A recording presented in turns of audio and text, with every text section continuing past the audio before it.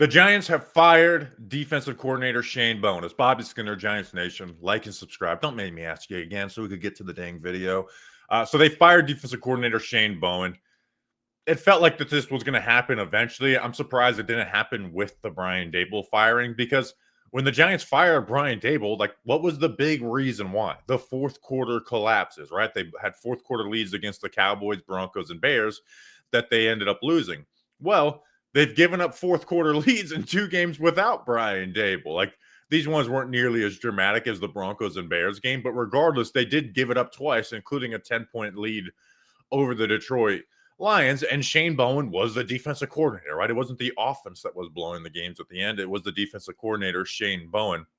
So I understand the thought process of like, oh, well, we don't want to have Mike Kafka fire Shane Bowen on the spot, but why not? Because it just leads to this and then fire him eventually. So why not just get a head start and let the interim defensive coordinator get a head start? But they do it 2 weeks after firing Brian Daboll. I don't think Brian Daboll ever even had strong belief in Shane Bowen, but he was stuck with him. You know, after the terrible PR from the Wink Martindale resignation / firing, Brian Daboll was viewed as damaged goods as a head coach.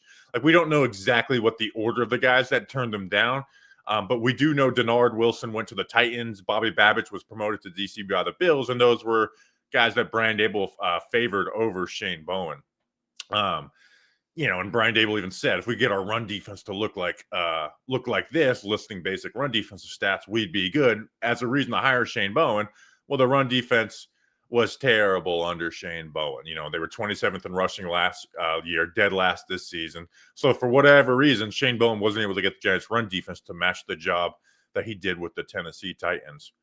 But it's just really comes down to like the blown fourth quarter leads, right? Like, I think Shane Bowen is a unaggressive, unimaginative defensive coordinator. I think that's what he was with the Tennessee Titans. He had better players with the Titans or a better built defense with the Titans.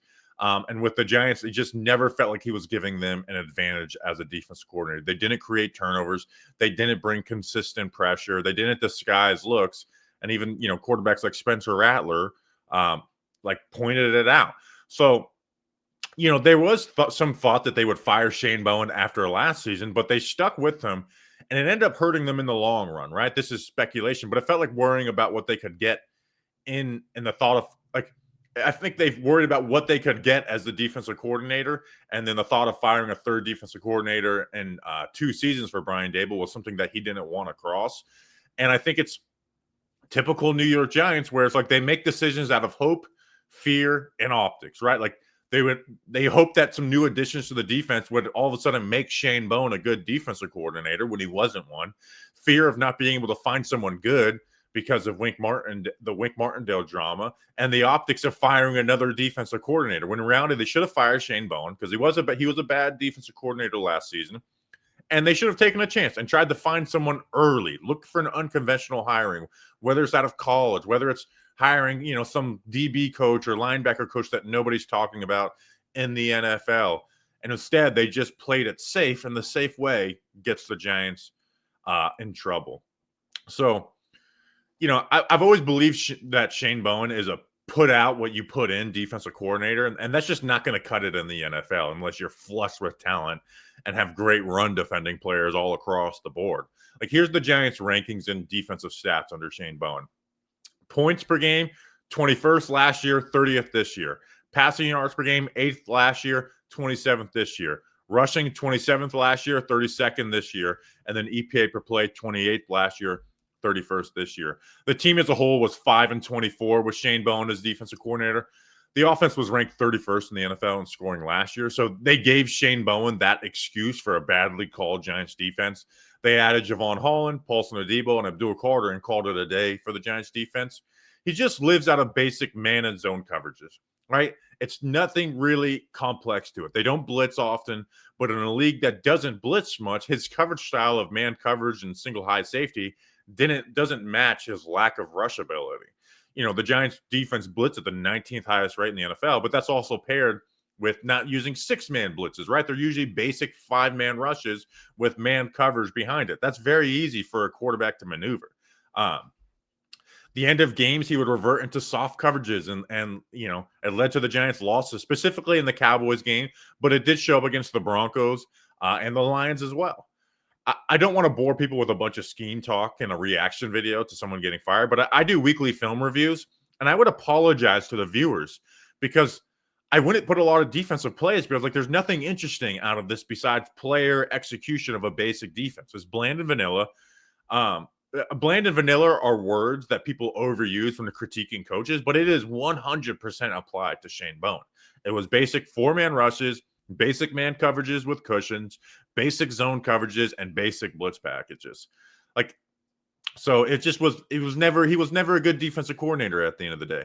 I will say this: ever since the Saints game, when Spencer Rattler called him out and had his only win as an NFL starting quarterback, Shane Bowen has been more aggressive and creative as a defensive coordinator. It's been a mixed bag of results in there with some of the players screwing up some of the more confusing looks he's tried to throw.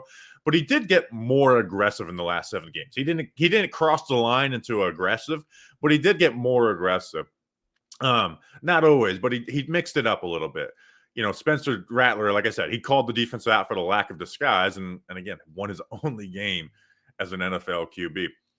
The issue that's not just Shane Bowen for this defense, though, is the run defense personnel is terrible. With all the starters healthy, this is a bad run defense. It's been bad every year of Joe Shane. This is, again, an every year thing. And then when you have injuries to Paulson Adebo, I think that is huge. It put them in a terrible spot relying on, former traded up in the first round pick Deonte Banks and then 7th round rookie Corey Black. And that included 2 games in there with Cordell Flott out, making the issue 10 times as bad. And not to say that Paulson Adebo has lived up to what the expectation was, because he hasn't gotten the turnovers he got in New Orleans. But I did this before the game yesterday. Paulson Adebo in 7 games allowed a 64% completion percentage. Banks and Black in the 5.25 game, 5.25 games since, 92%. 50 yards per game from Adebo to 86 yards per game with Banks and Black. Adebo allowed 1 touchdown and had 0 interceptions. Those guys have allowed 5 touchdowns and have 0 interceptions. So, like I said, I really have seen Bowen trying to get more creative the last 7 games, but the personnel really took a hit with their depth at corner. And he also reverted the conservative play calling at the end of the Broncos game, the end of this Lions game as well. So, at the end of the day, I just don't think he was an innovative mind. And like many other issues with the Giants, he was reactive as a defensive coordinator and tried to patch issues more than actually repair them. You really never saw him build off of anything as a defensive coordinator. At the end of games, they got very basic. They had 10 interceptions in 29 games under Shane Bowen. If you combined his entire time with the Giants and just put his interceptions into last year's full season rankings, they would be 24th, meaning 23 teams had more interceptions last year alone than the Giants have had in almost 2 full seasons under Shane Bowen. You can't tell me that you can't scheme up a big interception game with some of the guys that they have up front. So, like I said before, the Giants fired Brian Daboll, and a lot of that had to do with the defense. So it always felt like Shane Bowen would get a 1-week tryout to stay on Mike Kafka's staff, but they decided to keep him on for 2 weeks and somehow, bit them, even though I think the results might have happened even if they fired him. So going forward, Charlie Boulin, the outside linebacker coach, will be the interim defensive coordinator. They had Marquand Manuel, the DB coach, and Andre Patterson, the D-line coach, on the staff, who were former defensive coordinators. Manuel for the Falcons under Dan Quinn, and Patterson was the co-DC with the Vikings under Mike Zimmer. So you're thinking, why didn't they go to the guys who have been the defensive coordinator? I actually not going to sit here and tell you, Charlie Boone is actually the great hire. But like I said before, it's only interim defensive coordinator. I don't mind going outside of the box over experience, right? Just like I said before, that's how you got with Shane Bowen. The resume of Boulin, though, isn't, lacking, right? I don't think this is a long-term DC, but he was hired with Shane Bowen after they fired Wink Martindale's outside linebacker coach. He was the Illinois outside linebacker coach in 2023 in college. For the 3 years previous for that, he was the Cardinals edge outside linebacker coach. And then he was an assistant inside linebacker coach for the Cardinals for 1 year. And then was with the Dolphins as an assistant linebacker and defensive line coach for about 6 years, while also, Joe Shane was there. So I don't want to turn this into the defense has lack of player. Like, this defense should be better what it is. A better defensive coordinator should have this defense better than what it is. But I do think the run defensive issues are almost solely personnel issues. And I think depth issues have hurt this team greatly, right? You saw the Broncos game go bad once Paulson Adebo went out. But at the end of the day, it's the fourth quarter collapses that you point to. Again, you had a 10-point lead against the Lions, a 10-point lead against the Bears in the fourth quarter, and a 19-point lead against the Broncos. Only had a 1-point lead against the Packers and a 3-point back and forth with the Cowboys. But I think the Cowboys might have actually been his most egregious coaching performance because of that soft zone at the end of the game.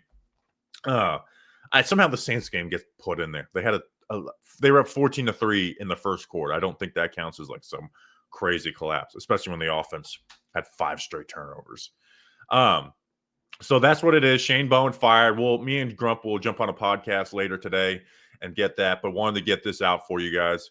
I appreciate you again. Like and subscribe. We are your number one spot for all of New York Giants content. We have everything that you're looking for. We'll see you on the next one. Until then, let's go Big Blue.